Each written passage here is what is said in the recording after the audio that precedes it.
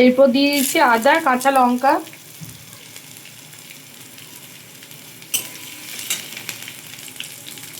ফুলকপিগুলো একটু ভেজে নেবো।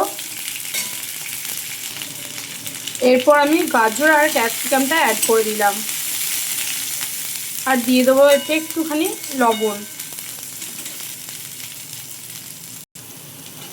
আমার কাছে কারি পাতা নেই, আপনাদের কাছে থাকলে আপনারা দিয়ে দেবেন কারি পাতা।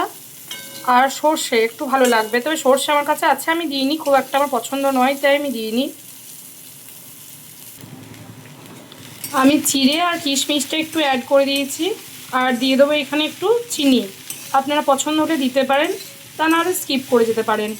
আর নামাবার একটু আগে দিয়ে দেবো একটুখানি